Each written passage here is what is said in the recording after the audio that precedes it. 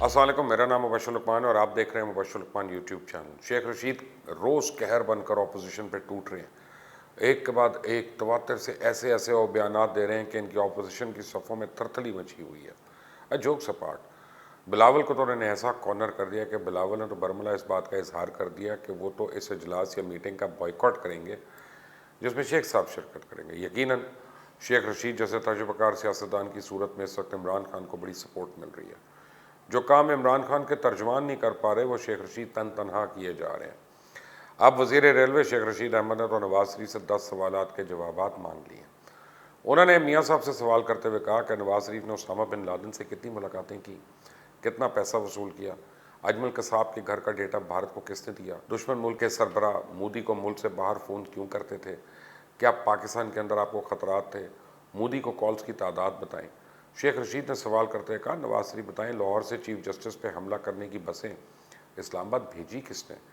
वज़ीर रेलवे ने यह भी कहा, वोट की बात करते हैं, कोर्ट की क्यों नहीं करते, डॉन लीग्स के पीछे कौन था, 2013 के इलेक्शन में खर्चा कितना किया, कतर से कितनी रकम वसूल हुई और सैफुर रहमान के ज़रिए कितने पैसे वसूल किए। उन्होंने कहा कि फुटेज बनाने वालों को और इनकी रोकने की आपने कितनी कोशिश की, नैब पर पथराव पर आपने कितनी बार कोशिश की कि वीडियो ना चले। बेनज़ीर की किरदार कशी, पीटर कालबर्ग का ख़त हुसैन हक्कानी के दस्तखतों पर किसने जारी किया। और मुझे उम्मीद है, उन्होंने कहा कि पीर तक सवालों के जवाब मिल जाएंगे। वज़ीर रेलवे ने यह भी कहा, मैं किसी इदारे का तर्जुमान नहीं हूँ, मैं इन सबसे सीनियर हूँ, मैं इन लोगों को मशवरे देता हूँ, लेता नहीं। उन्होंने कहा, मेरे लिए एजाज़ है जनरल कमर जावेद बाजवा और DJI को मिलता हूँ, कौम मुझ पर यकीन रखें, झूठ नहीं बोलूँगा। शेख रशीद ने पेशन गोई भी कर दी कि दिसंबर जनवरी तक सारी बातें सामने आ जाएंगी और ये टाई टाई फिश होंगे और मुझे शक है नून नशीन में कोई तोता ही ना निकल आए। शेख रशीद ने दावा करते हुए कहा, नैब पर पथराव की सियासत लंदन से प्लान हुई, पाकिस्तान की सालमियत और अफवाज के खिलाफ बातें करने वालों को जूते मारने चाहिए। मैं मुलाकात नहीं, मुलाकातों की बातें करता हूँ। पीपल्स पार्टी किसी कीमत पर सिंध से इस्तीफ़ा नहीं देगी। इससे पहले शेख साहब ने धमकी दी थी कि अभी तो मुलाकातों का जिक्र किया, मैंने आगे टेलीफोनिक डेटा आउट कर दिया तो क़यामत आ जाएगी। अब तो शेख साहब ने इन सबको बीच चौराहे खड़ा कर दिया और दोनों जमातों की जानिब से लंबी खामोशी है। मुझे नहीं लगता कि नून लीग और नवाज शरीफ में और मरियम में इतना हौसला है कि वो शेख रशीद के 10 सवालों का जवाब दे सकें, क्योंकि मरियम ने तो नवाज शरीफ को बहुत नुकसान पहुँचाया। दरअसल नवाज शरीफ को इक़्तिदार से निकालने वाली शायद मरियम है। मरियम नवाज़ ने पहले भी अपने वालिद को मुश्किल में डाला था, अब भी डाला हुआ है। और नवाज शरीफ ने जो तकरीर की वो जंदाल की तकरीर थी। हुकूमत के खिलाफ ना तो धरने होते नजर आ रहे हैं, ना ही अपोजिशन इस्तीफे देती दिखाई दे रही है। ये लोग किसी के खिलाफ तरीके आदम एतमाद तो नहीं लाएंगे। नून लीग और पीपल्स पार्टी की सियासत में बुरे दिन चल रहे हैं, ये अब बैकफुट पर जाने की तैयारी में है। हकीकत में अपोजिशन सेनेट इलेक्शन से कबल देंगा मुश्ती चाहती है। शेख रशीद ने तो ये चैलेंज करके पोल ही खोल दिया कि अपोजिशन जहाँ जलसा करेगी वहाँ मैं भी जलसा करूँगा।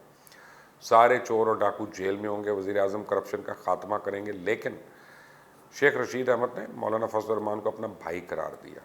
उसकी वजह यह है कि वो तजुर्बेकार सियासतदान है। वो जानते हैं कि सारी अपोजिशन सिर्फ मौलाना के कंधों पर चढ़ के सियासत का खेल खेल रही है, क्योंकि मौलाना फजल रहमान इस वक्त वाहिद आदमी है जो एक बड़ा पावर शो कर सकते हैं। और दूसरी जानिब इमरान खान ने कहा कि पार्लिमानी रहनुमाओं से आर्मी चीफ की मुलाकातें मेरे इल्म में नहीं थी। अपोजिशन का एजेंडा मेरी हुकूमत और फ़ौज को लड़वाया जाए। अपोजिशन के एहतजाज से नहीं डरता, हुकूमत को अपोजिशन से कोई ख़तरा नहीं। मैं किसी मामले पर समझौता कर सकता हूँ लेकिन NRO नहीं दूंगा। ये तो इमरान की लाइन है जो अपोजिशन की सबसे ज़्यादा दुखती रह गया कि उन्हें NRO नहीं मिलेगा। इमरान खान ने मजीद कहा कि जो फ़ौजी क़यादत से छुप कर मिलते हैं इनके बारे में मैं क्या कहूँ। नवाज शरीफ की तकरीर भारतीय बयानी की अक्कास और फ़ौज और हुकूमत के दरमियान दरार डालने की साजिश थी। इमरान खान ने एक बार फिर फ्रंट फुट पे आकर अपोजिशन को तड़ी भी लगाई कि एहतजाज से नहीं डरता, ये अवाम को सड़कों में नहीं ला सकते। ये मौलाना फजल रहमान को इसलिए साथ रखते हैं कि इनके पास सड़कों पर लाने के लिए लोग नहीं हैं। इस्तीफ़ों पर इमरान खान ने ऐसा पता फेंक दिया कि शायद अपोजिशन की हवा ही निकल जाए।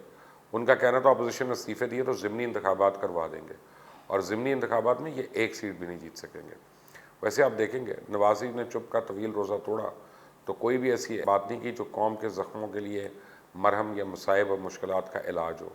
तो ये तो हाल है सो कॉल्ड अवामी लीडर का। वैसे नारा ये नहीं होना चाहिए था कि वोट को इज़्ज़त हो, बल्कि ये होना चाहिए कि नवाज शरीफ को इज़्ज़त हो। ये भी वाज़ेह हो चुका है कि सियासत और सियासी तर्ज़ अमल के हवाले से नून लीग में इख्तलाफात ताहाल मौजूद हैं। नून लीग के वफ्द का जब पहली बार ऐलान हुआ था तो मरीम नवाज़ का नाम ही नहीं था, इस पर नवाज शरीफ ने सख्त गुस्से का इजहार किया। बाद में मजबूरी के तहत मरियम का नाम शामिल किया था, फिर मरियम नून लीगी वफ्द और शहबाज शरीफ की बजाय तनहा आई और बिलावल के साथ हॉल में दाखिल हुई। मेरी बात याद रखें, मुस्तकबिल करीब में नवाज शरीफ की बेटी नवाज शरीफ के भाई की जगह पार्टी की सरबराह बन सकती है। चाहे शहबाज शरीफ ने जो कुछ मर्जी किया हो, ये मानना चाहिए कि नवाज शरीफ की सियासत अभी तक ख़त्म नहीं हुई, लेकिन अगर इनको सियासत करनी है तो वतन आना होगा और मौजूदा हालात में तो इनकी वापसी मुमकिन नहीं दिखाई देती। बीमारी और इलाज से हट के देख लें तो यूँ महसूस होता है कि शहबाज शरीफ और मरियम नवाज भी नहीं चाहते कि मियाँ साहब वापस आएँ। शहबाज शरीफ तसादुम की बजाय मफाहमत चाहते हैं और उनकी राय है कि अभी तक माहौल गर्म है और इनकी वापसी से सियासी नुकसान होगा, जबकि मरियम नवाज अब पार्टी की सरबराही संभाल के महाज राई की सियासत की ख्वाहिशमंद है। ये मैं आपको अंदर की बात बता रहा हूँ। बहुत से नून लीगी मरियम की सोच से इत्तफाक नहीं करते और ना ही साथ चलना चाहते हैं, क्योंकि याद रखें, नून लीग ना तो कोई नज़रियाती जमात है, ना ही नवाज शरीफ को इनकलाबी लीडर। शहबाज शरीफ इस सारी सूरत हाल से वाकिफ़ है। शहबाज शरीफ, हसन इकबाल, ख्वाजा आसिफ, इनकी GHQ आमद और आर्मी चीफ से मुलाकात गिलगित बल्तिस्तान के इशू पर ही थी, मगर इसके ज़रिए नून लीग ने अपने मामलात सुलझाने की भी कोशिश की। लीगी रहनुमाओं के हालिया बयानात और नाक भावें चढ़ाने से अभी कोई खुफिया नहीं रही कि नून लीग की क़यादत में मुस्तकबिल की सियासत और क़यादत के हवाले से सीरियस इख्तलाफात रोडमा हो चुके हैं। अब नून लीग वाले जितना मर्जी इनकार करें, लेकिन शेख रशीद का ये कहना कि नून में शी लीग जन्म लेने को तैयार है, अब सिर्फ ऐलान ले बाकी रह गया, तो मुझे तो ये लगता है कि कुछ ना कुछ होने वाला है, क्योंकि सियासत तो इसी का नाम है और सियासी तर्ज अमल और अंदाज भी यही है और इलेक्शन से पहले ऐसा मुमकिन होता नज़र आ रहा है। अब देखना ये है कि शहबाज शरीफ सियासतदान बन के नई मंजिल की जानिब गामजन होते हैं या फिर भाई बनकर खुदकुशी को गले लगाते हैं। तब्दीली लाई नहीं जा सकती, लेकिन नज़र आने वाली तब्दीली शुरू हो चुकी है। हकीकत यह भी है कि अपोजिशन वाले इक़्तिदार की कुर्सी पर चढ़ने के लिए बेताब हैं और चाहते हैं कुछ ना कुछ गैर आईनी हो जाए। APC में इनकलाबी तकरीर इनकार के बावजूद दबाव बढ़ाने के लिए, तो इससे ज़्यादा शायद ना हो। आने वाले दिनों में एहतसाब का अमल मज़ीद सख्त नज़र आएगा और नवाज शरीफ ने जो कर दिया शायद अब वो वापस ना हो सके। गिलगित बल्तिस्तान 5वां सूबा इंशाल्लाह जल्द बनेगा, चाहे नवाज शरीफ जितना मर्जी जोर लगा लें। आप देख लीजिए कि सूबे को बनाने में नून लीग के वोट भी शामिल होंगे, चाहे नवाज शरीफ और मरियम लाख कोशिश करें, ये तो होना है, क्योंकि कौम पर आश्कार हो चुका है कि पाकिस्तान के दुश्मन पाकिस्तान को घेरना चाहते हैं और शरीफ फैमिली तो कौमी सलामती के मामलात में वो बयानियाँ लेके आ रही है जिससे दुश्मन तो खुश हो सकता है, लेकिन पाकिस्तान में किसी को फ़ायदा नहीं है। यूँ लगता ये है कि अब नवाज शरीफ लंदन में ही क़याम करेंगे और जारहाना बयानात देते रहेंगे। तमाम तर खामी और कोताहियों के बावजूद अभी इमरान खान हुकूमत 5 साल बासानी पूरे करते दिखाई दे रही है और रोज़ बरोज़ पहले से ज़्यादा मजबूत और ताकतवर होती जा रही है। ये नज़र आ रहा है कि बतौर रियासत अब यह तय हो चुका है कि करप्ट टोले को नहीं छोड़ा जाएगा, रसीदें तो देनी पड़ेंगी, क्योंकि याद रखें APC में जब 11 जमातें शामिल थी, पाकिस्तान की तारीख में 35 साल बाद ऐसा हुआ कि इक़्तिदार से बाहर बैठे। ये कोई एंटी इस्टेब्लिशमेंट जमातें तो नहीं हैं, ये प्रो करप्शन जमातें जो इस मुल्क को जोंक की तरह कई दहाइयों से चिपकी हुई हैं। आप देखें, इन तमाम सियासी जमातों में आपको बड़े बड़े करप्ट पैसे वाले, दो दिहाड़ीबाज, ठेके लेने और देने वाले, दुबई समेत दुनिया के 5 बड़े आज़मों में जायदादें रखने वाले आराम से मिलेंगे। अगले चंद महीने में अब देखना ये है कि अपोजिशन की हुकूमत को गिराने का PTI किस तरह मुकाबला करती है। और यहाँ ये वाज़े कर दूँ, इस वक्त जो दो फरीक आमने सामने हैं, इनकी कुव्वत दोनों की पंजाब है।